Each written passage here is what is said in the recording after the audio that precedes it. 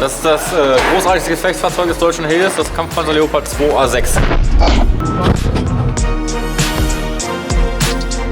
60 Tonnen Stahl, die mit einer unglaublichen Dynamik auch durchs Gelände fahren können.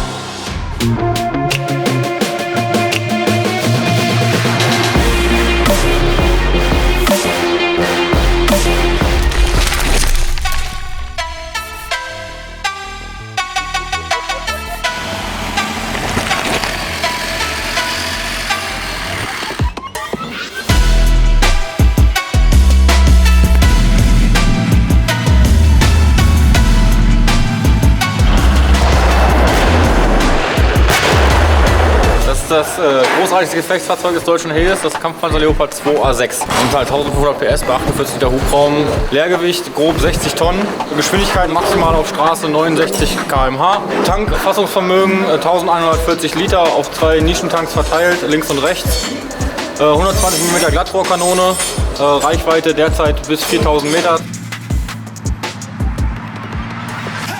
Es gibt eigentlich fast nichts, was dieses Fahrzeug aufhält. Leopard als Raubkatze, schnell, dynamisch im Gelände und dann dementsprechend auch schlagkräftig, wenn es zur Sache kommt.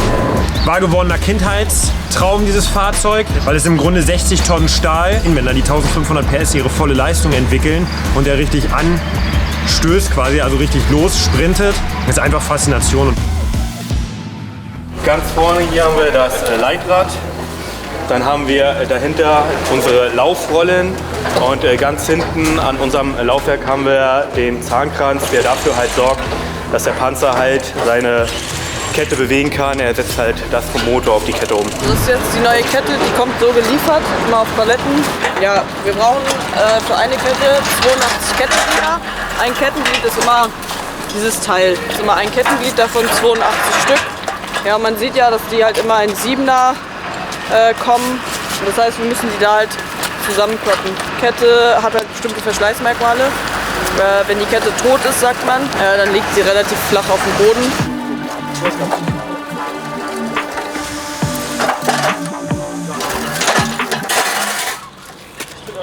Was macht ihr, Alter? So, wenn man das jetzt schon mal ein paar Mal gemacht hat, dann geht das eigentlich recht schnell. Es ist halt immer eine blöde Arbeit, gerade dieses Entfetten und so, also dieses Wachs da abmachen und so, das nervt halt immer. Aber geübt geht das relativ schnell. Also an einem Vormittag 2 Ketten fertig kriegen, haben wir auch schon mal geschafft. Dann nachmittags die draufziehen auf den Panzer. Die Ketten sind bereit. Wenn die Panzer aus der Hill wiederkommen, dann wird die Kette draufgezogen. Ja, hier jetzt hinten haben wir unsere Staufächer. Da können wir unser Werkzeug, unser Material, was wir halt so brauchen auf dem Panzer, verstauen, dass es halt nicht im Kampfraum drin ist. Rückleuchten für Rückwärtsfahren, Bremslichter haben wir da auch, Blinker ist auch vorhanden, Katzenaugen, Reflektoren, ja, damit man halt im Straßenverkehr auch so gut es geht sicher ist, auch mit einem Gefechtsfahrzeug. Ja, also das ist vom Kommandant das Periskop. Das kann er 360 Grad drehen, unabhängig vom Turm. Und da ist ein Wärmebild auch verbaut. Also er hat verschiedene Vergrößerungen. Ich glaube, da sehe ich sogar ein Häuschen in Seichau. Also hier findet man die Zulassungsbescheinigung Teil 1. Das kann man sich eigentlich vorstellen wie beim Auto. Hier steht auch ganz normale Dienststellennummer drauf, wo beim Privatmensch die Adresse stehen würde. Und ansonsten ist jede Unterteilung oder jede Klasse auch aufgezeichnet wie beim ganz normalen Auto.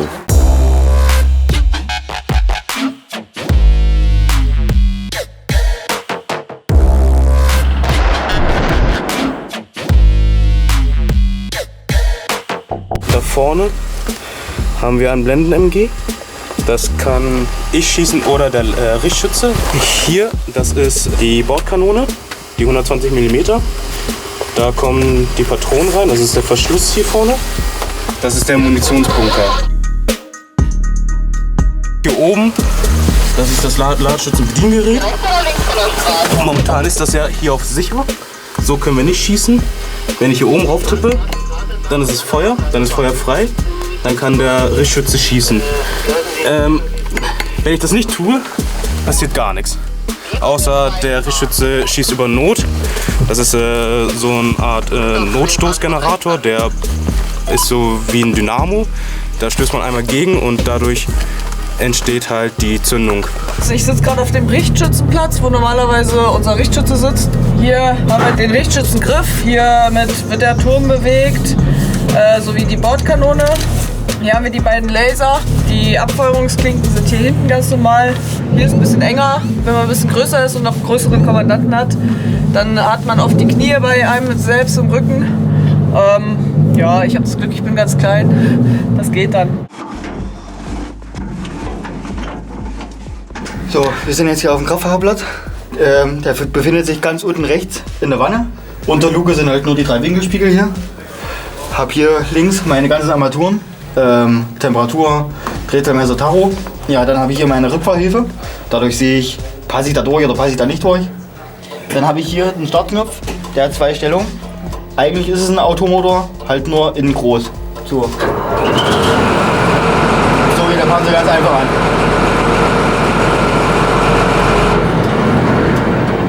Dann kann ich ihn einfach mit dem Knöpfchen wieder ausmachen. Das ist wie beim Auto halt Keyless Go. Okay. Das ist schon was anderes, sag ich mal. Wir sind ja mit 4 Leuten auf engstem Raume. Auf einer Übung auch mal dann 3, 4, 5 Tage. In der kleinen Kampfgemeinschaft, so nennen wir das. Und da muss man schon aufeinander aufpassen. Ne? Also seit 48 Stunden aufgesessen, ist schön. Ja, geht, ne? Richtschützenplatz ist nicht der bequemste. Oh nein. Ja, ich weiß. Bist du müde? Ein bisschen. Ja, möchtest du schlafen? Ja, ja, doch. Möchtest du mal woanders schlafen, anstatt auf dem Panzer? Nee, sagen wir mal, auf dem Panzer ist in Ordnung, aber nicht auf dem Richtschützenplatz. Und wenn wir mal aufgesessen schlafen müssen, dann ja, schlafen wir auf unserem Bedienerplatz. Das ist nicht so gemütlich, aber auch hier wieder, ich habe am meisten Platz und kann mir da unten irgendwie mich hinlegen. Der hat seine Augen halb auf beim Schlafen. Ganz wild. Also wenn wir uns fertig machen, wir stehen irgendwo, wenn man sich dann mal so einen Moment nimmt und guckt, okay, was passiert eigentlich gerade? Ja, das ist halt einfach so ein Moment, das wollte ich schon immer machen. Das ist cool, das will ich. Hier irgendwo sonst wo übernachten, man hört die Tiere und eigentlich ist es kalt, aber wir haben halt unseren Panzer. Also dieses Vertrauen auch zu dem Gerät ist halt enorm. Und natürlich, wenn morgens halt wirklich auch die Sonne aufgeht, da ist es nebelig, man steht gerade auf und der erste Blick ist natürlich eben dieser schöne Sonnenaufgang und so. Ich glaube, man guckt mittlerweile viel zu wenig hin. Man lebt einfach nur und das sind halt so die Momente, die wirklich Spaß machen. Ja, also für uns war es heute gewesen. Die Panzer stehen wieder unterm Schleppdach und sind ready für den nächsten Tag. Wenn ihr gerne wissen wollt, wie es bei uns weitergeht, dann schaut in die nächste Folge. Wir freuen uns auf euch.